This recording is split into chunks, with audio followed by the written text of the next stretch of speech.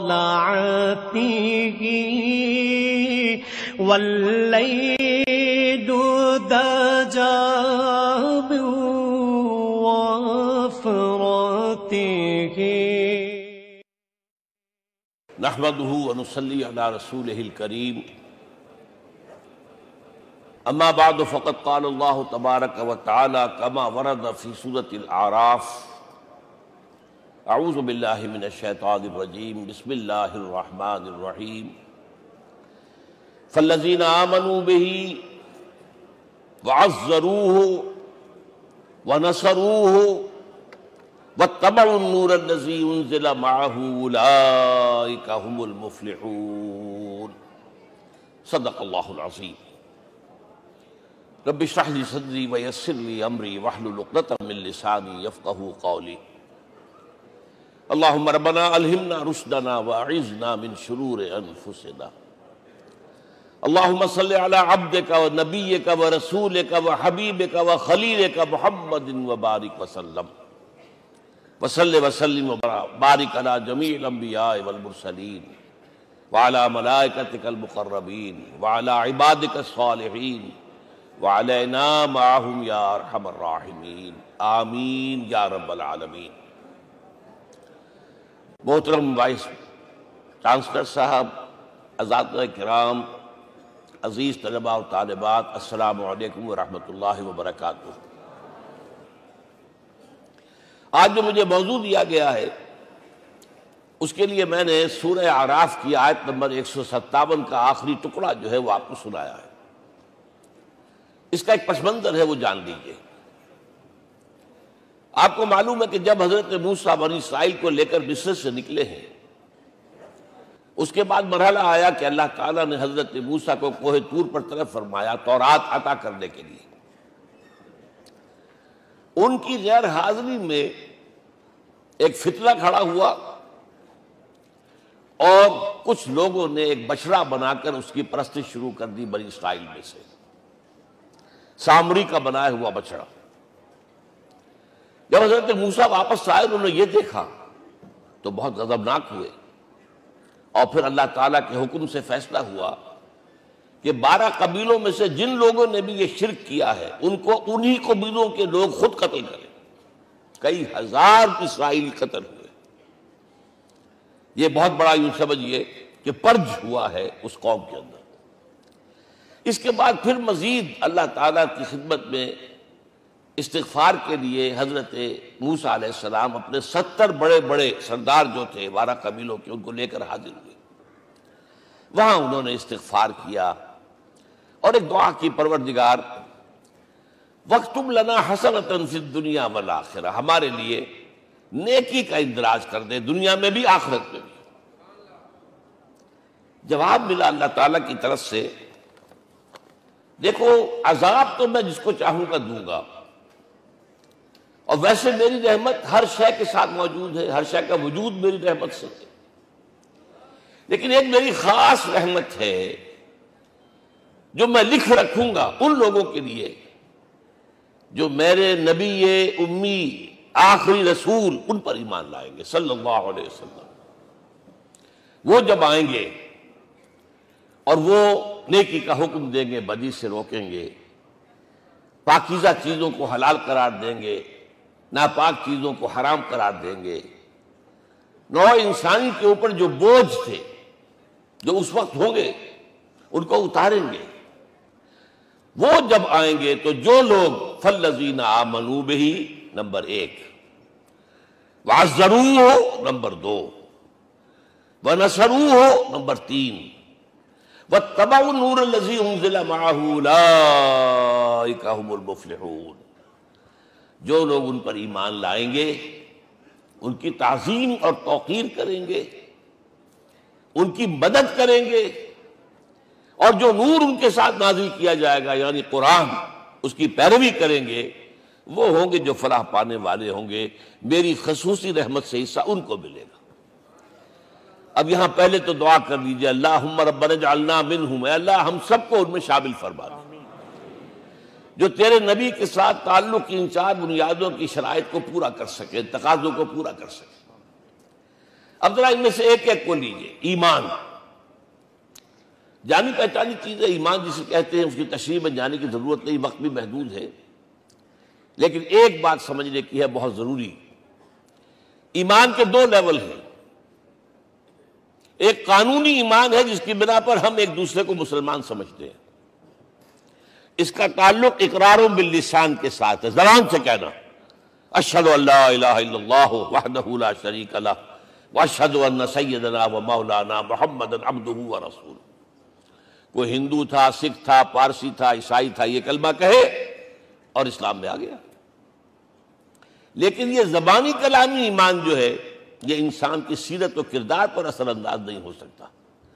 یہی وجہ ہے آج ہم دیکھ رہے ہیں مسلمان ہی جھوٹ بھی بول رہا ہے، مسلمان ہی بے ایمانی بھی کر رہا ہے، مسلمان ہی خیانت بھی کر رہا ہے، مسلمانوں کے لیڈر بلینز کی خیانت کر رہے ہیں. یہ کون ہے؟ سب مسلمان ہیں. وہ اس کی وجہ کیا ہے کہ ہم صرف قانونی مسلمان ہیں اور ہمارا ایمان قانونی ایمان ہے.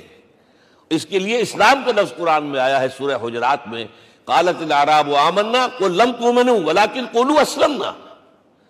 اے نبی یہ بدو کہہ رہے ہیں ہم ایمان لے آئے، ان سے فرما دیجئے تم ہرگز ایمان نہیں لائے ہو، یوں کہو کہ ہم مسلمان ہو گئے ہیں. ولما يدخل الايمان في قلوبكم، ابھی تک ایمان تمہارے دلوں میں داخل نہیں ہوا. بہرحال اللہ کا شکر ہے اس نے ہمیں مسلمانوں میں پیدا کر دیا، ورنہ ہم میں سے کتنے ہوتے اگر کہیں اور پیدا ہو گئے ہوتے تو نعمت اسلام سے بھی ہم بہرہ ہو سکتے، کیا کہہ سکتے. اصل ایمان ہے جب وہ دل میں داخل ہو جائے، یقین بن جائے. اسی لیے بچپن میں یاد کیا ہوگا ایمان مجمل، آمنت باللہ کما ہوا باسمائہ و صفاتہ وقبلت جمیع احکامہ اقرار باللسان و تصدیق بالقلب. جب تصدیق بالقلب ہوگی تو اب اس کے تقاضے جو ہیں عملی پیدا ہوں گے. ان تقاضوں میں سے ایک میں دو حدیثوں کے حوالے سے آپ کے سامنے رکھ رہا ہوں. پہلی حدیث حضرت عبداللہ بن عمرو بن العاص رضی اللہ تعالی عنہما سے مروی ہے، لا یؤمن احدکم حتی یکون ہواہ طبعا لما جئت بہ. دیکھو تم میں سے کوئی شخص مومن نہیں ہو سکتا جب تک کہ اس کی خواہش نفس تابع نہ ہو جائے اس شریعت کے، اس قانون کے، اس ہدایت کے جو میں لے کر آیا ہوں. اگر عملاً تابع نہیں ہوئے تو حقیقتاً مومن نہیں ہو. دل میں جھانکو، Do I really believe that Muhammad is the prophet of Allah? Do I really believe that Quran is the word of God? کبھی جھانکیے گا اندر، جواب ملے گا صحیح آپ کو. کیا کنوکشن ہے؟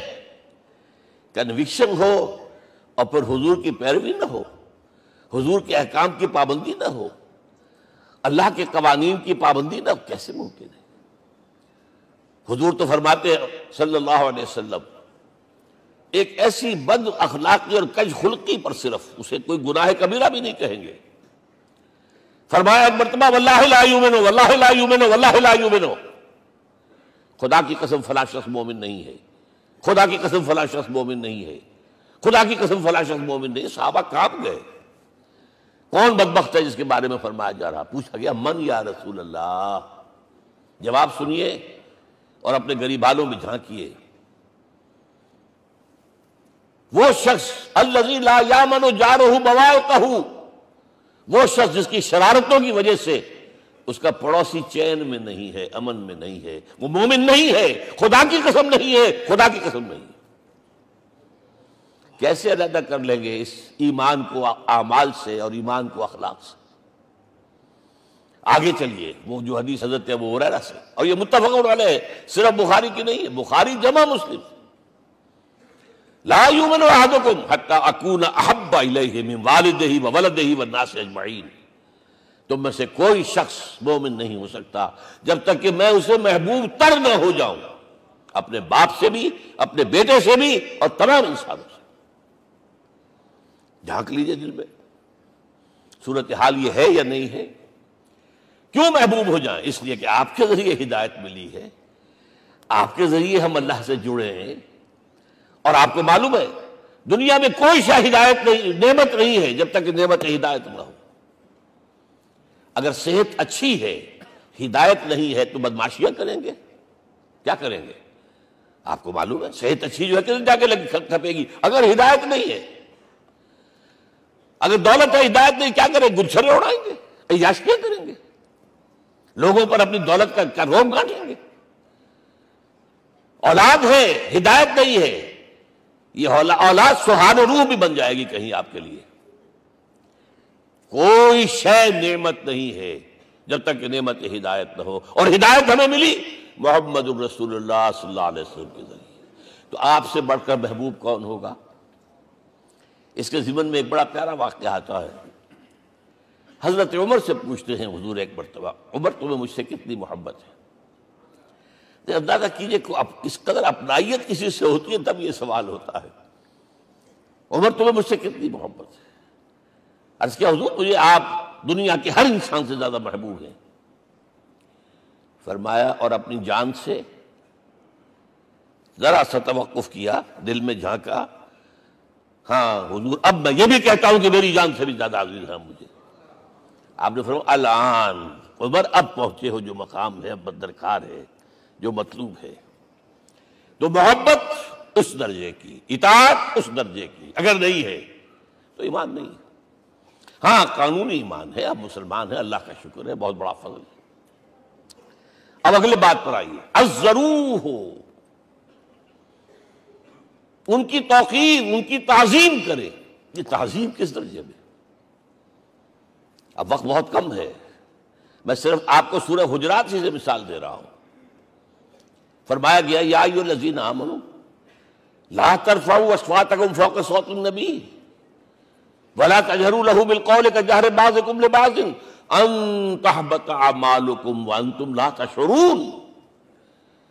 اے ایمان والو، کبھی اپنی آواز کو حضور کی آواز سے بلند تر نہ کر دینا۔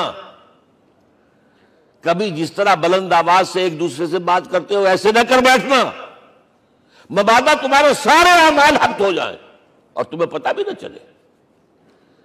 تم تو کہو گے میں نے کوئی گناہ کبیرہ تو نہیں کیا، میں نے کوئی ڈاکہ نہیں ڈالا، چوری نہیں کی، کوئی زنا نہیں کیا، کوئی شراب نہیں پی، لیکن یہ سوء ادب، لا ترفعوا اصواتکم فوق صوت النبی ولا تجہروا لہ بالقول کجہر بعضکم لبعض ان تحبط اعمالکم وانتم لا تشعرون۔ یہاں ایک میں عملی بات بھی آپ کے سامنے رکھ دوں، صحابہ کے بارے میں تو بات سمجھ میں آ گئی کہ اپنی آوازیں پست رکھیں، ہم کیسے کریں؟ ہمارا ایک طرز عمل ہونا چاہیے۔ اگر کسی گفتگو میں کوئی شخص کہ حضور نے یہ فرمایا ہے،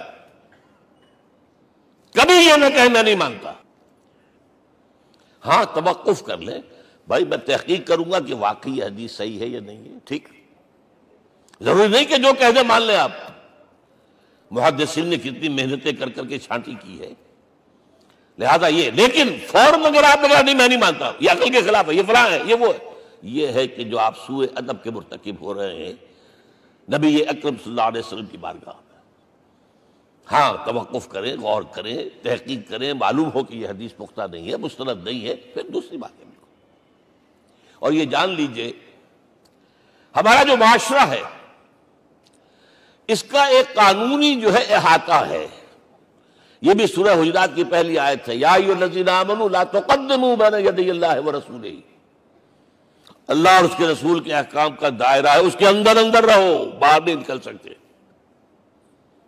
لیکن اس دائرے کے اندر ایک مرکزی شخصیت جس کی دل آویزی، جس کا حسن سلوک، جس کا حسن کردار، جس کا حسن اخلاق مرکز بن جائے، تمام لوگوں کی جذباتی محبت کا مرکز بن جائے، اگر یہ نہیں ہوگا تو معاشرہ مضبوط نہیں ہوگا۔ محض قانون اور دستور پر معاشرہ مضبوط نہیں ہوتا۔ کسی شخصیت، اب آپ کو معلوم ہے آخر ہندوستان کے معاشرے میں گاندھی کا ایک مقام ہے کہ نہیں ہے؟ آخر یہ سارا معاملہ چل رہا ہے اسی کے گرد کے نہیں؟ ماؤ زے تنگ کے معاملہ ہے کہ نہیں ہے؟ یہ سارا معاملہ دنیا میں عام لوگ کہہ دیتے، ریشنلسٹ لوگ، کہ ان چیزوں کی کیا ضرورت ہے، بھائی قانون دیکھنا چاہیے، دستور دیکھنا چاہیے، حکم دیکھنا نہیں بھائی، جذباتی وابستگی، کہ ایک ہستی تو ایسی ہو کہ جس کے کچھ کہنے پر فوراً زبانیں بند ہو جائیں۔ اور اس کا نقشہ میں سعودی عرب میں دیکھتا ہوں، اگر وہاں کے دو بدو لڑ رہے ہوں، سخت اور ایک دوسرے کو کھانے کو دوڑ رہے ہوں، کوئی شخص کہتے صلی علی النبی، فوراً خاموش. معلوم ہوتا ہے آگ کے اوپر کسی نے پانی ڈال دیا، خاموش. صلی علی النبی صرف یہ کہنے سے. یہ جذباتی وابستگی اگر محمد سے نہیں ہے صلی اللہ علیہ وسلم تو آپ کا معاشرہ کبھی مضبوط نہیں ہوگا. یہ مرکزی شخصیت، یہ مرکز ہے. اسی لیے ان کے احترام کا یہ درجہ ہے، کیونکہ اس سے کیا ہوگا؟ تمہارا شیرازہ بکھر جائے گا. اگر ان کے ساتھ جذباتی محبت نہیں ہوگی تمہارا شیرازہ بکھر جائے گا. یہ آیا معاملہ. اب میں آپ کو بتانا چاہتا ہوں تہذیب ہمارے ہاں اصل میں بدقسمتی سے ہم سیرت کی تقریریں کرتے ہیں، حضور کی عظمت بیان کرنے کی کوشش کرتے ہیں. کچھ لوگ تو خیر حضور کی زلفیں ہیں، حضور کی آنکھیں ہیں، حضور کی کملی ہے، حضور کا سایہ نہیں تھا وغیرہ، یہ باتیں اپنی جگہ ہیں، ہر چیز ٹھیک ہے. لیکن یہ جان لیجئے حضور کی اصل عظمت ایک نبی اور رسول کی حیثیت سے ہے، اور وہ شے وہ ہے جہاں جبرائیل کے بھی پر جل رہے ہیں. اس کی حقیقت کون جانتا ہے؟ میں ایک مثال دے رہا ہوں آپ کو کہ حضور 100 میں مثال رکھا کرتے تھے. آج روزہ رکھا، شام کو افطار نہیں کیا، وہ رات کو چل رہا ہے روزہ، اگلے روز پھر وہ کنٹینیو کر رہا ہے شام تک. 2 دن کا 100 میں مثال، 3 دن کا بھی رکھتے تھے. بٹھا کر نیچے اتر کر اپنا کوڑا خود اٹھاتے تھے. کسی سے اپنے ذاتی کام کے لیے کوئی مدد مانگنا امکان ہی نہیں. بلکہ ایک واقعہ تو وہ ہے جب بھی میں تذکرہ کرتا ہوں میری آنکھوں میں آنسو آ جاتے ہیں. یہ ہجرت کے وقت کا واقعہ ہے. آپ کو معلوم ہے حضور نے تمام مسلمانوں کو مکے سے جانے کی اجازت دے دی، چلے جاؤ مدینے، چلے جاؤ مدینے. آپ خود تھے موجود، اس لیے کہ رسول اپنے مقام کو نہیں چھوڑ سکتا وداؤٹ ایکسپریس پرمیشن فرام اللہ سبحانہ و تعالی. اب حضرت ابوبکر پوچھ رہے ہیں حضور اجازت آ گئی؟ نہیں آئی. آ گئی؟ نہیں آئی. دن گزر رہے ہیں. حضرت عائشہ کی روایت ہے ایک روز ہم نے دیکھا دوپہر کے وقت آ رہے ہیں حضور، کپڑے سے اپنا سر جو ہے ڈھانپا ہوا ہے. عرب میں دوپہر کے وقت وزٹ کرنا جو ہے یہ ان کے خلاف دستور ہے، ان کی تہذیب کے خلاف. یہ قیلولے کا وقت ہوتا. تو حیران ہوئے. آتے ہی فرمایا ابوبکر ہجرت کی اجازت ہو گئی. اب انتہائی خوشی سے اور بڑی امید میں کہ بڑی شاباش ملے گی حضرت ابوبکر فرماتے ہیں، عرض کرتے ہیں حضور میں نے 2 اونٹیاں تیار کر رکھی ہیں، خوب کھلا پلا کے انہیں فرما کیا ہوا ہے، یہ ہجرت میں ہمارے کام آئے گی. حضور تھوڑا سا توقع فرماتے ہیں، پھر کہتے ہیں اچھا ٹھیک ہے، ایک میں استعمال کروں گا لیکن میں اس کی قیمت ادا کروں گا. حضرت ابوبکر رو پڑے. حضور مجھ سے یہ مغایرت،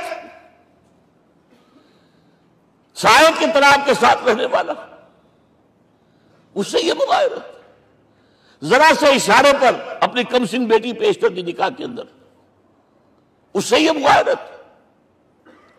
رو پڑے. لیکن حضور کی اپنی غیرت تھی، میں قیمت دوں گا.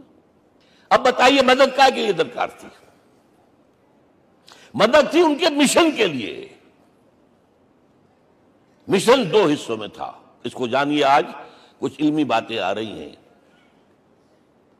حضور کے مشن کے 2 حصے، ایک ابتدائی جو تمام انبیاء اور رسول کا تھا، ایک تکمیلی جو صرف محمد کا صلی اللہ علیہ وسلم. ابتدائی کیا ہے؟ اللہ کی طرف دعوت، تبلیغ. جو دعوت قبول کر لے ان کے لیے بشارت، بشیر کہ تمہارے لیے آخرت میں جنت ہے، نعمتیں ہیں. رد کر دے ان کے لیے نذیر، خبردار کرنے والے، جہنم کے لیے تیاری کر لو. داعی اللہ، اللہ کی طرف بلانے والے. سراجا منیرا، روشنی کے چراغ. یہ حیثیتیں مشترک ہے تمام انبیاء کرام. تمام انبیاء بشیر بھی تھے، نذیر بھی تھے، داعی بھی تھے، سراج منیر بھی تھے. اگرچہ ان تمام حیثیتوں میں بھی حضور کا سب سے اونچا مقام علیحدہ نمایاں ہے، لیکن حیثیتیں بنیادی طور پر مشترک. ایک حیثیت تکمیلی، اور وہ کیا ہے؟ اے نبی جو دین آپ کو دیا گیا ہے صرف تبلیغ نہیں، صرف تعلیم نہیں، اس کو قائم کر کے دکھاؤ نظام زندگی کی حیثیت سے۔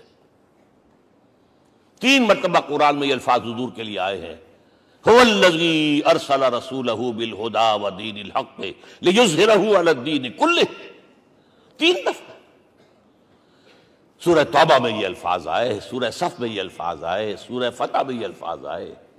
وہی اللہ جس نے بھیجا ہے اپنے رسول کو صلی اللہ علیہ وسلم، الہدا قرآن حکیم، ہدایت کاملہ، اور نمبر 2 دین حق، یہ 2 چیزیں دے کر بھیجا۔ کس لیے؟ تاکہ اس دین کو غالب کرے پورے نظام زندگی پر۔ یہ معاملہ ذرا سوچئے، اور یہ حضور کے لیے 3 دفعہ، اور کسی اور نبی کے لیے 1 دفعہ بھی نہیں۔ قرآن مجید کے اس نقطے کو ذہن نشین کر لیجیے۔ اصل میں یہ کیا ہے، اسے ہم یوں کہیں گے، ایک ہے نبوت و رسالت، ایک ہے تکمیل نبوت و رسالت۔ ہمارے ہاں ختم نبوت کے اوپر تو زور دیا گیا ہے، اور صحیح دیا گیا ہے، ایمان کا ہمارا جز ہے۔ حضور کے بعد کسی نے بھی دعویٰ کیا نبوت کا، وہ جھوٹا کذاب دجال، جس نے مانا وہ بہرحال دائرہ اسلام سے خارج ہے، اور جو بھی کچھ ہوا کرے وہ۔ یہ چونکہ قانونی بات تھی اس لیے اس کا حق ادا کیا علماء کرام نے، واقعہ یہ ہے کہ اس میں کوئی کمی نہیں رکھی، لیکن حضور کی فضیلت اس میں نہیں ہے۔ فرض کیجئے کہ نبوت چلی آ رہی تھی ہموار طور پر، ایک جگہ آ کے ختم ہو گئی، تو فضیلت کون سی ہوئی؟ نہیں، نبوت و رسالت تدریجاً ترقی کرتے ہوئے اپنے نقطۂ عروج کو پہنچ کر ختم ہوئی، یہ ہے فضیلت۔ اب آپ سوچئے، الہدا دیا گیا حضور کو، تو کیا تورات میں ہدایت نہیں تھی؟ سورہ اعراف کی آیت ہے، سورہ مائدہ کی، انا انزلنا التوراۃ فیہا ھدی ونور، ہم نے نازل کی تھی تورات، اس میں ہدایت بھی تھی، نور بھی تھا۔ ہم مانتے ہیں اللہ کی کتاب تھی۔ وہی فرمایا ہے انجیل فیہا ھدی ونور، اس میں ہدایت بھی تھی، نور بھی تھا۔ پھر یہ الہدا قرآن آیا، یہ کیا ہے؟ ہدایت نے درجہ بدرجہ ترقی کرتے ہوئے قرآن میں آ کر کامل ہو گئی، ہدایت کامل۔ وجہ کیا ہے؟ انسان کا شعور بھی تو درجہ بدرجہ بڑھا ہے۔ ایک وقت تھا ہمارا بچپن تھا، فکر کے اعتبار سے، سوچ کے اعتبار سے، علم کے اعتبار سے، ہمارے آباء و اجداد کبھی جو رہتے تھے گھروں کے اندر یا کبھی آئے ہیں تو کیا تھا ان کے پاس؟ اب اس وقت جو ہے کسی کو آپ پرائمری کے بچے کو پی ایچ ڈی ڈاکٹر رکھ دیجئے ٹیوٹر، تو کیا پڑھائے گا؟ پڑھائے گا تو وہی جو پرائمری کا بچہ سمجھ سکے۔ لہذا وہ جو کہا گیا تھا آدم کو اس زمین کی خلافت دیتے، فَإِمَّا يَأْتِيَنَّكُم مِّنِّي هُدًى فَمَن تَبِعَ هُدَايَ فَلَا خَوْفٌ عَلَيْهِمْ وَلَا هُمْ يَحْزَنُونَ۔ یہ ہدایت رفتہ رفتہ آئے گی، آئے گی، آئے گی، آئے گی۔ اور یہ بات جان لیجئے، پروفیسر ڈاکٹر محمد شریف نے جو کتاب لکھی ہے فلسفے کی تاریخ پر، اس میں بتایا ہے کہ 1200 برس انسانی تاریخ کے بہت ہی پروڈکٹیو ہے فلسفیانہ فکر کے لیے۔ From 600 BC to 600 AD، 1200 years, سارے فلسفے اسی میں پیدا ہوئے۔ سقراط، مختار، افلاطون اور یہ سب نکل گئے، اور کنفیوشس بھی آ گیا، تاؤ بھی آ گیا، اور بدھ بھی آ گیا، جین بھی آ گیا، سب آ گئے، سب آ گئے۔ گویا کہ انسان جب کچھ سوچ سکتا تھا، جتنا سوچ سکتا تھا سوچ چکا۔ اور یہ بھی سنا دوں، حضرت عیسیٰ نے کہا تھا اپنے حواریوں سے، ڈپارٹنگ جو میسج تھا، مجھے ابھی تم سے اور بھی بہت باتیں کرنی تھی، لیکن تم ان کا تحمل نہیں کر سکو گے، جب وہ فارقلیت آئے گا صلی اللہ علیہ وسلم تو تمہیں سب کچھ بتائے گا۔ لہذا جب انسان بلوغت کو پہنچا ہے فلسفیانہ فکر کے اعتبار سے، تب، اور یہ بھی نوٹ کر لیجئے، بہت اہم بات کہہ رہا ہوں، چند مہینے غار ہرا کی تنہائیوں میں اللہ تعالیٰ نے حضور کو وہ سارا ذہنی سفر طے کرایا ہے۔ کیا کرتے تھے حضور جا کر غار ہرا میں؟ کبھی سوچا آپ نے؟ اگر آپ یہودیوں میں پیدا ہوئے ہوتے تو یہودی طرز پر آپ عبادت کرتے، اگر کہیں عیسائیوں میں پیدا ہوتے تو عیسائیوں کی طرف پر آپ تو نہیں تھے، آپ تو پیدا وہ مشرکین میں شرک کرنے کا امکان ہی نہیں آپ کے لیے، تو کیا کرتے تھے؟ حدیث کے الفاظ یہ یتحنس فی، وہاں جا کر عبادت کرتے تھے۔ اب شارحین حدیث نے بہت عمدہ لکھا ہے، کانا صفت و تعبد ہی فی غار حرا التفکر والاعتبار، غار حرا میں آپ کی عبادت فکر، غور و فکر، تفکر و اعتبار، جس کی میں تعبیر یہ کر رہا ہوں، جس کو کہا کبھی اکبر الہ آبادی نے، خدا کے کام دیکھو بعد کیا ہے اور کیا پہلے، نظر آتا ہے مجھ کو بدر سے غار حرا پہلے۔ تم غار حرا کو نہیں جانتے، مصطفیٰ اندر حرا خلوت گزید، قوم آئین و حکومت آفرید۔ The most productive part of the period life of Muhammad is that which he passed in غار حرا۔ فکر کی ساری جو ہیں بلندیاں طے کی، تب آیا ہے اقرا بسم ربک، اب اللہ کا الہدا شروع ہوا ہے۔ اچھا، اسی طرح نمبر 2، دین حق مکمل ہوا ہے۔ ورنہ جب ہم کبھی غاروں میں رہتے تھے، کسی میونسپلٹی کا بھی سوال نہیں، نظام کسے کہیں گے؟ پھر یہ ہے کہ قبائلی نظام آیا، چلیے ایک شیخ ہے اس کا کہنا ماننا ہے سب کو، کچھ نظام تو بن گیا نا۔ اور نظام جہاں آئے گا جکڑ بندی ہو جائے گی، اب تم فلاں قبیلے کے شخص ہو، اس کا قبیلے کا سردار یہ، تمہیں حکم ماننا پڑے گا، اس قبیلے کی روایت یہ ہے، تمہیں پیروی کرنی پڑے گی، you have to do it whether you like it اور ناٹ۔ پھر آپ کی سٹی اسٹیٹس وجود میں آئی، پھر امپائرز وجود میں آ گئے، 400-500 برس سے رومن امپائر، 400-500 برس سے ایرانین امپائر عرب کے اوپر ایسے تھی جیسے افغان کے سر کے اوپر بہت بڑا جو ہے پگڑ رکھا ہوتا ہے۔ کتنا بڑا ہوتا ہے؟ وہ کسی نے شعر کہا بھی تھا، مجھے تو اب یاد نہیں، کہ سر پہ باندھے ہوئے پورا افغانستان۔ میرا خیال شاید ضمیر جعفری۔ تو کیا تھا یہ جزیرہ نما عرب، یہ جزیرہ کہلاتا ہے، الجزیرہ، الجزیرہ، اس لیے کہ نیچے آپ کو معلوم ہے بحیرہ عرب، ادھر جو ہے خلیج آ رہی ہے آخر تک، ادھر سے بحیرہ قلزم جا رہا ہے، اور پھر خلیج عقبہ آ گئی ہے، تو یہ سارا جو ہے جزیرہ نما ہے، اس سے پیننسولا۔ لیکن عرب اوپر 2 اور ہیں، عراق عرب، شام عرب۔ عراق عرب پر قبضہ ایران کا، شام عرب پر رومیوں کا۔ اور جب یہ سلطنتیں بن گئیں تو گویا کہ انسان شکنجے میں آ گیا، ظلم، محنت کرے کسان، عیش کرے جاگیردار، اور بادشاہ محل بنائے، لگان وہاں سے آ رہا ہے، از جفائے دے خدایاں کشتے دہقانہ خراب۔ کرگے پر بیٹھا ہوا کوئی کھدر بن رہا ہے، ٹیکس دو۔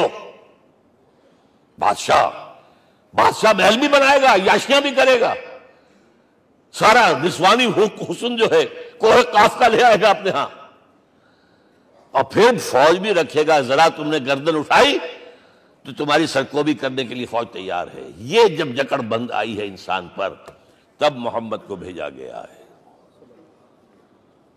دلی بیٹر، اسے آزاد کرانے والا، دین حق دیا گیا۔ یہ دین حق قرآن مجید میں اسی لیے کہا گیا، یہ میں کہہ رہا ہوں تکمیل رسالت النبوت۔ الیوم اکملت لکم دینکم واتممت علیکم نعمتی ورضیت لکم الاسلام دینا۔ آج میں نے تمہارے لیے تمہارے دین کو کامل کر دیا ہے، یہ مکمل نظام زندگی ہم نے دیا ہے، پہلے تھا ہی نہیں۔ لہذا کسی اور نبی سے یہ نہیں کہا گیا کہ اس کو غالب کرو، میں نے آپ کو بتا دیا کہیں نہیں ہے، نہ نوح، نہ ہود، نہ صالح، نہ ابراہیم، نہ موسیٰ، نہ عیسیٰ، کوئی بھی نہیں۔ اور حضور سے کہا گیا یہ دین اب غالب کرو۔ اگر صرف تم کتاب میں لکھ کر دے جاؤ اور اس کے مثال پیش نہ کر سکو، دنیا کہے گی بہت اچھی شاعری ہے۔ آج بھی آپ کو معلوم ہے دی ریپبلک کتاب زندہ ہے، لیکن آج تک ایک دن کے لیے بھی وہ نظام کہیں قائم ہوا ہے؟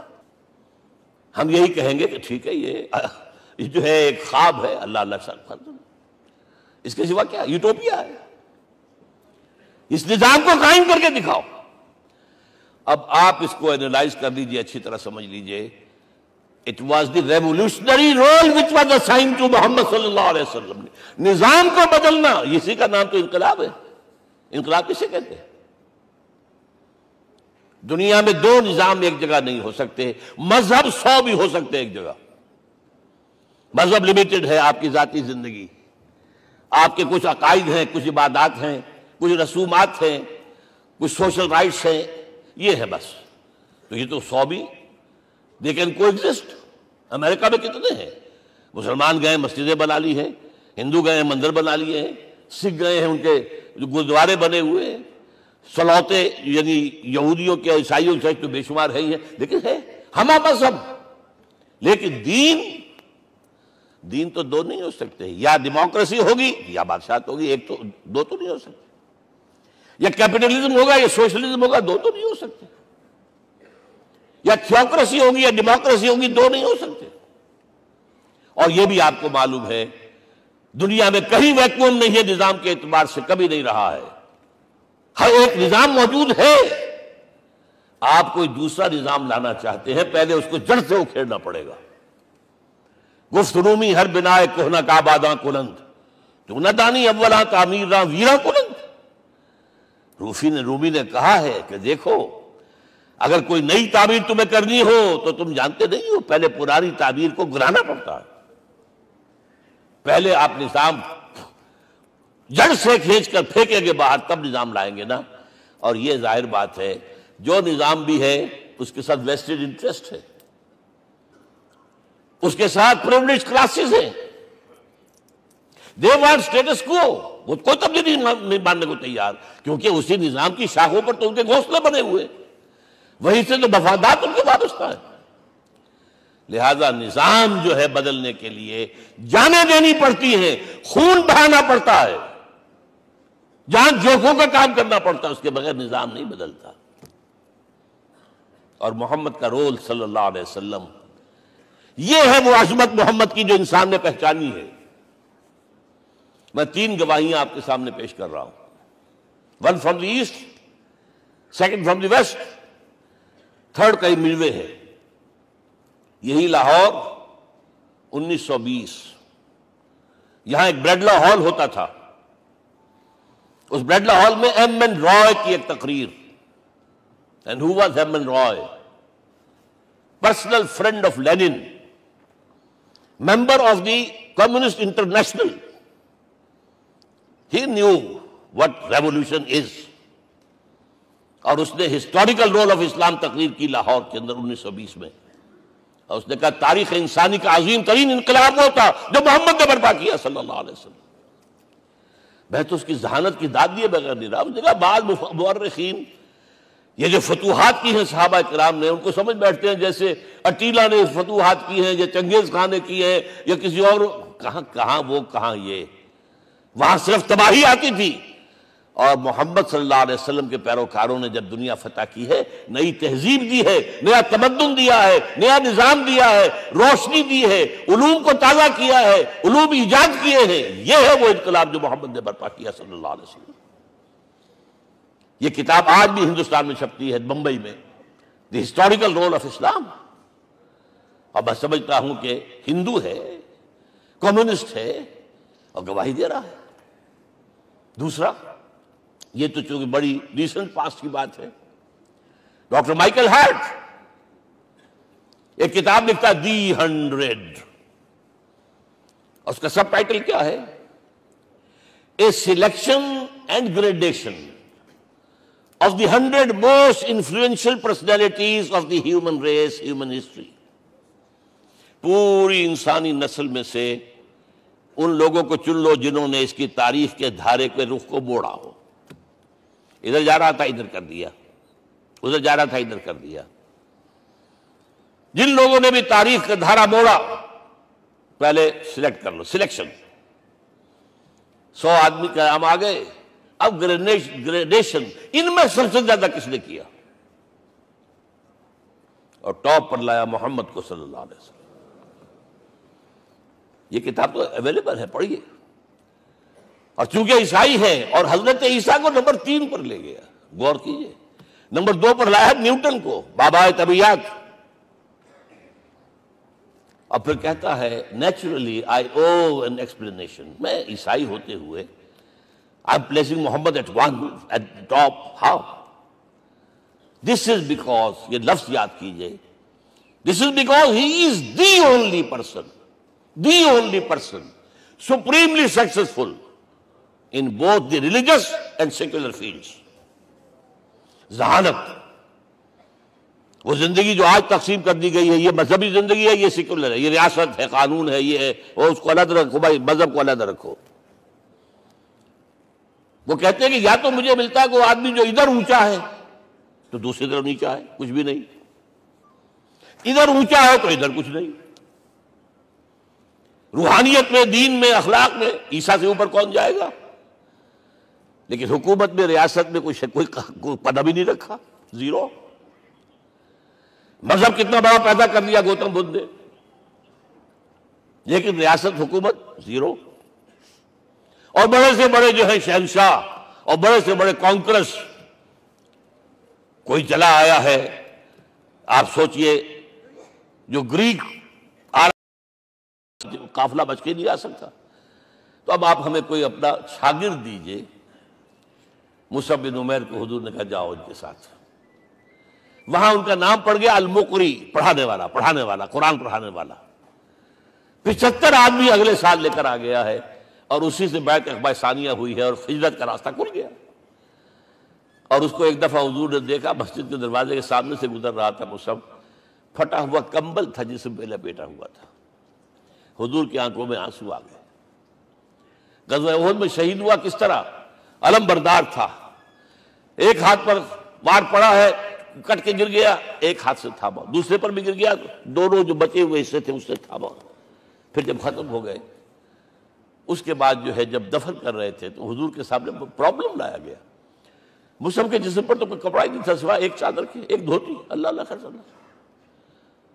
اور شہید کا کفن ہوتا ہے اس کا اپنا لباس۔ حضور وہ اتنا چھوٹی ہے وہ چادر کہ پاؤں ڈھانپتے ہیں تو سر کھل جاتا ہے، سر ڈھانپتے ہیں تو پاؤں کھل جاتے ہیں۔ فرمایا سر کو ڈھانپ دو کپڑے سے اور پیروں پر گھاس ڈال دو۔ That was the last dress which Musab got۔ تو یہ لوگ جو تھے محمد رسول اللہ والذین معہ، یہ ساتھی حضور کے، جنہوں نے حضور کے مشن میں آپ کا ساتھ دیا۔ اور ایک خاص مرحلے کا تو میں آپ کے سامنے ذکر ہی کر دوں، اس لیے کہ دین کی اقامت، دین کا غلبہ، اس میں تو جہاد اور قتال آئے گا لا محالہ۔ Nobody is going to allow you to change the system۔ اگر سسٹم بدلتا ہے تو اس کے ساتھ جو مفادات بدلتے ہیں وہ ختم ہو جاتے ہیں، جو پرولیجز ہیں وہ ختم ہو جاتے ہیں۔ لہذا جب غزوہ بدر کا مرحلہ آیا ہے، حضور نے مجلس شورا منعقد کی، اور آپ نے جو وحی سے آپ کو بتا دیا گیا تھا، دیکھو ایک قافلہ آ رہا ہے شمال سے، مال غنیمت سے لدا پھدا ہے، اور 50 صرف اس کے ساتھ محافظ ہیں۔ ایک لشکر آ رہا ہے جنوب سے، ریل کانٹے سے لیس، اور اللہ نے وعدہ کیا ہے کہ ایک پر ضرور تمہیں فتح دے گا، بتاؤ کدھر چلے۔ یہ اصل میں کسی بھی سپہ سالار کے لیے وقت ہوتا ہے کہ اپنے ساتھیوں کے مورال کا اندازہ کرے۔ کچھ ہوں گے ہم جیسے کمزور بھی، انہوں نے کہا کہ حضور پہلے قافلے کی طرف چلے، آسانی سے فتح بھی ہو جائے گی اور ہتھیار مل جائیں گے ہمیں، ہمارے پاس تو ہتھیار بھی نہیں ہے، گنتی کے لوگوں کے پاس تلواریں بھی نہیں سب کے پاس، تو 50 آدمیوں کے ہتھیار تو ملیں گے، پھر لشکر سے نپٹ لیں۔ اب حضور کہہ رہے ہیں اشیرونی اشیرونی اشیرونی۔ حضرت مقداد بن اسود کھڑے ہوتے، حضور ہمیں موسیٰ کے ساتھی نہ سمجھیے جنہوں نے کہہ دیا تفذب انت وربک فقاتلا انا ہاہنا قاعدون۔ ہم موسیٰ کے ساتھی نہیں ہیں، ہم آپ کے جانثار ہیں۔ آپ جو آپ کی نیت ہے آپ بسم اللہ کیجیے، ہم آپ کو کیا پتہ ہمارے ذریعے آپ کو اللہ تعالیٰ آنکھوں کی ٹھنڈک عطا فرمائے۔ حضور پھر فرمایا مجھے مشورہ دو، مجھے مشورہ دو۔ تب خیال آیا سعد ابن عبادہ رضی اللہ تعالیٰ عنہ کو، جو رئیس انصار تھے، ہو نہ ہو یہ ہماری طرف روئے سخن ہے، کیونکہ بیعت عقبہ ثانیہ جس کے نتیجے میں ہجرت ہوئی ہے اس میں طے یہ ہوا تھا کہ اگر یہ مکے والے مدینے پر حملہ آور ہوں گے آپ کو ختم کرنے کے لیے، ہم آپ کی حفاظت ایسے ہی کریں گے جیسے اپنے بیوی بچوں کی۔ اور ابھی مدینے پر حملہ ہوا نہیں ہے، حضور پری ایمپٹ کر رہے ہیں، باہر نکل کر مقابلہ کرنا چاہ رہے ہیں، تو گویا کہ انصار کور نہیں ہوتے اس کے اندر، اس لیے بار بار اشیرونی، مجھے مشورہ دو۔ اب سعد بن عبادہ کھڑے ہوتے ہیں، کانک تعنینا یا رسول اللہ صلی اللہ علیہ وسلم، اے اللہ کے رسول شاید آپ کا روئے سخن ہماری جانب ہے۔ فإنا آمنا بک وصدقناک، ہم آپ پر ایمان لا چکے ہیں، ہم نے آپ کی تصدیق کی، اب ہمارے پاس چوائس کون سا ہے؟ اگر آپ آگے چلیں ہم پیچھے چلیں گے، اگر برق الغماد تک پہنچیں گے ہم اپنی اونٹنیوں کو دبلا کر دیں گے، یمن کا آخری شہر جو ہے برق الغماد، اور اگر آپ ساحل سمندر پر کھڑے ہو کر اپنی سواری سمندر میں ڈالیں گے ہم بھی ڈال دیں۔ بہرحال یہ مراحل ہیں کہ جن سے گزر کر حضور نے اللہ کے دین کو غالب کیا اور قائم کیا، اور اس ہر سطح پر، ہر مرحلے پر صحابہ کرام نے آپ کا ساتھ دیا۔ جہاں آپ کا پسینہ گرا وہاں انہوں نے اپنے خون کی ندیاں بہا دی۔ محمد رسول اللہ والذین معہ اشداء علی الکفار رحماء بینہم، یہ ہے در حقیقت عظمت محمد صلی اللہ علیہ وسلم۔ آج کے دور میں سمجھ لیجئے اچھی طرح، یہ دور جس کا کہ فاتح ہے حضور، فاتح سے مطلب افتتاح کرنے والے، اس دور میں اجتماعی نظام کی اصل اہمیت ہے۔ اجتماعی نظام غلط ہے، ایکسپلائٹیٹو ہے۔ تقسیم دولت کا نظام غلط ہے، کیا ہوگا؟ ایک طرف دولت جمع ہوگی، ایکومولیشن آف ویلتھ، ایک طرف بھوک، افلاس، فاقہ ہوگا۔ شاہ ولی اللہ دہلوی کہتے ہیں کہ جس معاشرے میں تقسیم دولت کا نظام غلط ہو جائے، یہ دو دھاری تلوار ہے، دو دھاری، دونوں طرف کاٹتی ہے۔ ایک طرف دولت جمع ہوگی تو عیاشیاں ہوں گی، بدماشیاں ہوں گی، گلچرے ہوں گے، وہ بھی خراب، معاشرے کے لیے خراب۔ اور ایک طرف فقر ہوگا اور بھوک ہوگی اور فاقہ ہوگا، یہ بھی خراب۔ اس لیے کہ حضور فرماتے ہیں کاد الفقر ان یکون کفرا، فقر تو انسان کو کفر کی حد تک پہنچا دیتا ہے، لہذا فقر کو کل نظام کو توڑنا ہوگا۔ یہ الفاظ شاہ ولی اللہ دہلوی رحمۃ اللہ علیہ کے، جو 12ویں صدی ہجری کے مجدد ہیں۔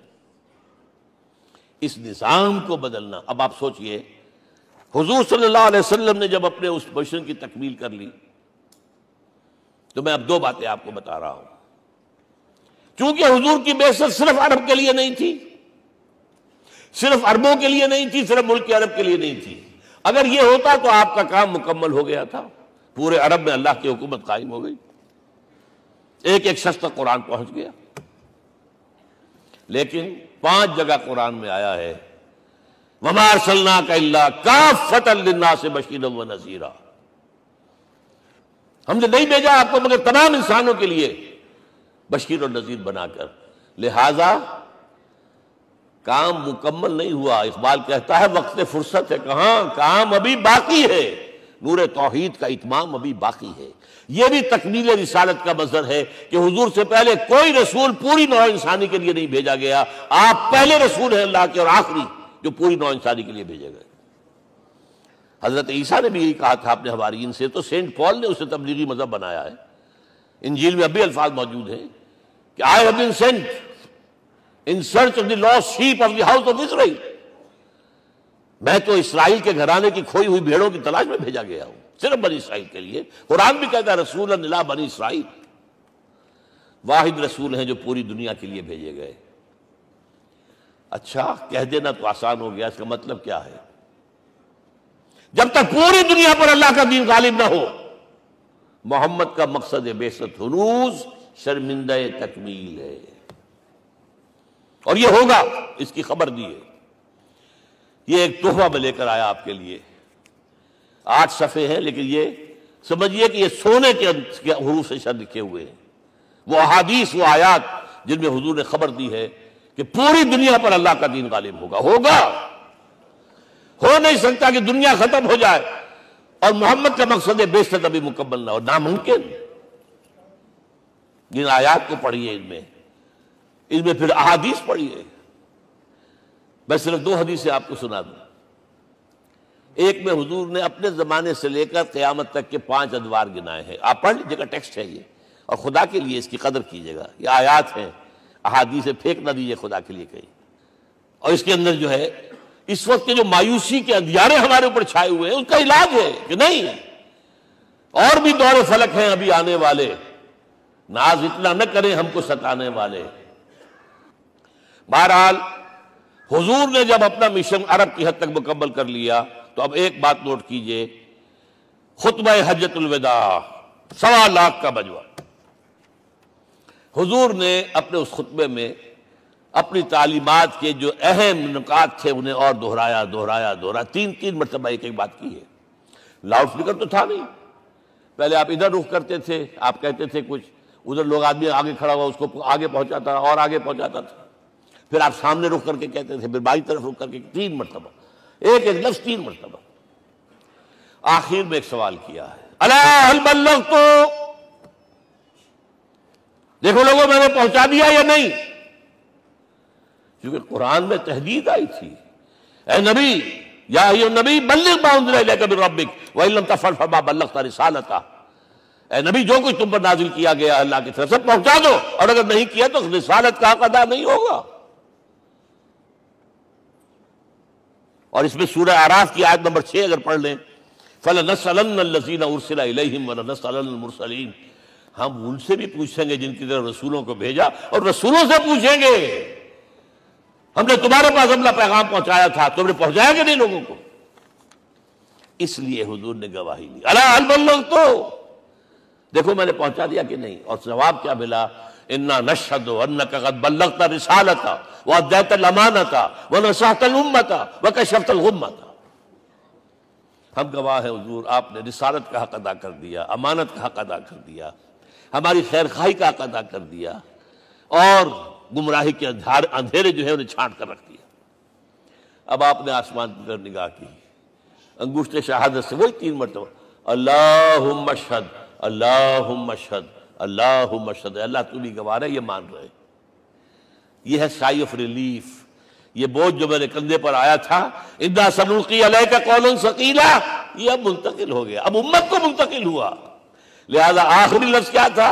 فَلْيُبَلِّغِ الشَّاهِدُ الْغَائِبَ، اب جو یہاں موجود ہیں ان کا فرض ہے کہ پہنچائیں ان کو جو یہاں نہیں ہے۔ میں صرف تمہارے لیے رسول نہیں ہوں، ایک ایک فرد نوع بشر تک دنیا میں جو اس وقت ہے، اور ایک ایک فرد نوع بشر جو آخر تک آئے گا قیامت تک، اس تک قرآن پہنچانا تمہارے ذمہ ہے۔ ہم نے نہیں پہنچایا، اسی لیے آج ہم اللہ کے عذاب میں ہیں۔ آج کیوں ذلیل کے کل تک نہ تھی پسند گستاخی فرشتہ ہماری جناب میں؟ 1.5 بلین مسلمان، لیکن عزت نام کی کوئی شے ہے؟ G7 G9 G11 G13 G15 کوئی مسلمان بھی ہے ان میں؟ نہ 3 میں نہ 13 میں، نہ G7 میں نہ G15 میں، نن۔ اتنی بڑی تعداد، سیکیورٹی کونسل میں کسی سیٹ کی امید ہے؟ نن۔ آپ کے وسائل پر ان کا قبضہ ہے، آپ کی ٹیکسیشن کے احکام وہاں سے آ رہے ہیں، ریٹس بڑھاؤ، چینی کے اس کے بڑھاؤ، اور فلاں کے بڑھاؤ، اور بجلی کے بڑھاؤ، اور تیل کے بڑھاؤ، کیا ہو رہا ہے؟ کیوں ذلیل ہے؟ اور نمبر 2، آج دنیا میں خون اگر بہ رہا ہے تو صرف مسلمان کا ہو گیا، مانند آب ارضا مسلمان کا لہو۔ 60 سال سے کشمیر اور فلسطین، پھر درمیان میں صومالیہ، چچنیا، کوسوو، یہ سب بوسنیا، پھر آپ کو معلوم ہے فلپائنس، پھر جو کچھ ہوا افغانستان میں، اور جو کچھ ہوا اب ہو رہا ہے، جو کچھ ہوا عراق میں۔ یہ کیوں ہے؟ We are criminals number 1، we have not done our duty۔ ہم نے قرآن کو اپنا امام نہیں بنایا، دوسروں کے سامنے کیا پیش کریں گے؟ ہمارا اپنا سارا نظام سود کے اوپر مبنی ہے۔ بہرحال پہلا فرض یہ ہے، اب اس کو پہنچاؤ، اور یہاں تک فرمایا بلغوا عنی ولو آیۃ، پہنچاؤ میری جانب سے چاہے ایک ہی آیت، preach on my behalf۔ یہ کام جو ہے جو کہا گیا تھا، واقعہ یہ کہ میں 50 برس سے کر رہا ہوں، یہ آج کی بات نہیں ہے۔ تکمیل اور تدوین فن میں جو بھی حفیظ کا حصہ ہے، نصف صدی کا قصہ ہے، 2-4 برس کی بات نہیں۔ میں میڈیکل کالج کے زمانے سے درس قرآن دے رہا ہوں، جب یہ طلبہ کے اجتماعات کے درمیان درس قرآن ہوتا تھا، جماعت اسلامی کا رکن تھا تو درس قرآن ہوتا تھا، اور اس کے بعد سے میری زندگی کا بیشتر وقت اس میں لگا، بیشتر اور بہتر۔ یہ حضور کا حکم ہے، پہنچاؤ میری جانب سے چاہے ایک آیت پہنچاؤ۔ اچھا نمبر 2، اب حکم دیا گیا، اس کی مثال میں دے رہا ہوں آپ کے سامنے۔ جب ایران کے ساتھ جنگ شروع ہوئی ہے تو سپہ سالار افواج ایران رستم نے وفد بلایا ایک، اے عربو تم پہلے بھی ہم پر حملے کیا کرتے تھے، لیکن پہلے لوٹ مار کر کے واپس چلے جاتے تھے۔ یہ جان لیجئے یہ ہسٹری کا ایک موقع ہے خاص، کہ ایک سیٹلڈ سویلائزیشنز ہوتی ہیں، اور ایک وہ جو رہتے ہیں سطح مرتفع پر، وہاں پانی نہیں ہوتا، وہ فصل کہاں سے آ جائے گی، یا ریگستان میں جو وہاں بستے ہیں وہ کیا کرتے ہیں؟ وہ وقتاً فوقتاً جاتے ہیں، جپٹا مارتے ہیں، لوٹ مار کرتے ہیں، لے کر وہاں سے دولت آتے ہیں، اسی پر ان کی گزارا تھا۔ تو پہلے بھی آیا کرتے تھے، لوٹ مار کر کے چلے جاتے، اس دفعہ پیچھا بھی چھوڑ رہے، وجہ کیا؟ ایسی پیاری، یہ کئی روایتوں میں آیا ہے، الفاظ مختلف ہو سکتے ہیں۔ جو مسلمان وفد کا سربراہ تھا اس کا جواب سنیے، انا قد ارسلنا، دیکھو رستم پہلے ہم خود آتے تھے، اب ہمیں بھیجا گیا ہے، اللہ نے بھیجا محمد کو، محمد نے بھیجا ہمیں صلی اللہ علیہ وسلم۔ کس لیے؟ لنخرج الناس من ظلمات الجہالت الى نور الایمان ومن جور الملوک الى عدل الاسلام، اس لیے بھیجا گیا ہمیں کہ نوع انسانی کو شرک اور کفر کی جہالتوں سے نکال کر ایمان کی روشنی میں لائیں، اور بادشاہوں کے ظلم و ستم کے پنجے سے نجات دلا کر عدل اسلام۔ دیکھو ہمارا خلیفہ چٹائی پر بیٹھتا ہے عمر رضی اللہ تعالیٰ عنہ، اس کے تو کوئی خدم و حشم نہیں ہے، کوئی باڈی گارڈ نہیں ہے۔ ایک آیا تھا سفیر ایران کا، مدینے میں آ کر گھوما پھرا، کوئی محل نظر نہیں آیا اسے، پوچھتا ہے مسلمانوں سے اینا ملککم، بھائی تمہارا بادشاہ کہاں ہوتا ہے؟ جواب ملا لیس لنا ملکن بل لنا امیر، ہمارا کوئی بادشاہ نہیں، ہمارا امیر ہے۔ کہاں ہے بھائی؟ ہمارے بیت المال کے کچھ اونٹ گم ہو گئے تھے کہ بھائی ملے نہیں، ہمارا خلیفہ تلاش کرنے گیا۔ اب اس نے کسی کو لیا ہوگا، آئیڈینٹیفائی کر سکے، ڈھونڈ کر جا کر ایک جگہ دیکھا، دھوپ تیز ہو گئی تھی، حضرت عمر تھک گئے تھے، لہذا ایک درخت کے سائے میں اپنے کوڑے کا تکیہ بنا کر لیٹے ہوئے استراحت فرما رہے ہیں، کوئی خادم نہیں، کوئی خدم و حشم نہیں، کوئی باڈی گارڈ نہیں۔ اس وقت وہ کھڑے ہو کر کہتا ہے عمر تم عدل کرتے ہو، تمہیں کوئی خوف نہیں ہے، ہمارے بادشاہ ظلم کرتے ہیں، لوگوں کا خون پیتے ہیں، انہیں ہر وقت ڈر رہتا ہے، انہیں اونچی اونچی فصیلیں چاہیے، انہیں باڈی گارڈ چاہیے، انہیں حفاظتی دستے چاہیے۔ یہ مثال پیش کی ہے نا، یہ کوئی فیری ٹیلز تو نہیں ہے، یہ تو آج کی تاریخ ہے، 1400 برس پرانی تاریخ ہے بھائی، کوئی پرانی نہیں ہے، کوئی 10,000 سال پرانی بات نہیں ہے۔ اور وہی عمر ہے، انہیں بلایا گیا ہے بیت المقدس، وہاں جو مسلمانوں کا محاصرہ تھا وہ طول کھینچ گیا، فصیل بہت اونچی مضبوط، اور اندر ہر طرح کا رسد بھی موجود ہے، راشن بھی ہے، پانی بھی ہے۔ عیسائیوں کا قبضہ تھا، عیسائی پادری آئے فصیل پر، مسلمانوں تم اگر قیامت تک بھی یہاں پڑے رہے محاصرہ کر کے، یہ کبھی فتح نہیں ہوگا شہر، ہاں یہ فتح ہونا ہے، ہماری کتابوں میں ہے، لیکن ایک درویش بادشاہ کے ہاتھوں فتح ہوگا، تمہارے اندر ہمیں وہ درویشی نظر نہیں آ رہی۔ وہ چونکہ کچھ عرصہ ہو گیا تھا، شام میں پہنچ گئے تھے، خربوزے کو دیکھ کے خربوزہ رنگ پکڑتا ہے، اچھا لباس پہننا شروع کر دیا، اور وہاں تھے امین هذه الامہ ابو عبیدہ بن الجراح رضی اللہ تعالی عنہ، یکے عشرہ مبشرہ، ان کا فوراً کلک کیا، یہ بادشاہ مدینے میں بیٹھا ہوا تو ہے، یہاں سے ریکویسٹ کی گئی ہے آپ تشریف لائیے۔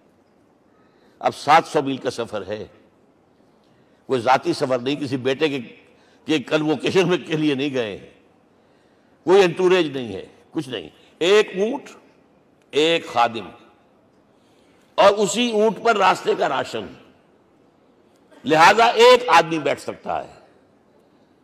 اب ایک منزل خلیفہ اوپر تشریف فرما ہے اور خادم ہاتھ پکڑ کر آگے چل رہا، اگلی منزل خادم اوپر بیٹھا ہے اور خلیفہ ہاتھ پکڑ کے آگے چل رہا ہے۔ جب آخری منزل آئی ہے تو باری ہو گئی اس خادم کی، اس نے ہاتھ جوڑ دیے، خدا کے لیے لوگ دیکھیں گے، مجھے ماریں گے، تمہیں شرم نہیں آئی؟ خلیفۃ المسلمین جو ہے وہ آگے آگے تمہارے چل رہے تھے، تم براجمان تھے۔ حضرت عمر نے ڈانٹ پلائی، الدور دورک، نہیں، باری تمہاری ہے۔ وہ بیٹھا ہوا اوپر، حضرت عمر پنکیل پکڑ کر آ رہے ہیں، اور بیچ میں کہیں کیچڑ آ گیا تھا، جوتیاں بھی ہاتھ میں پکڑی ہوئی ہیں۔ اب وہاں آتے ہی انہیں لے جایا گیا فصیل کے سامنے، انہوں نے اوپر سے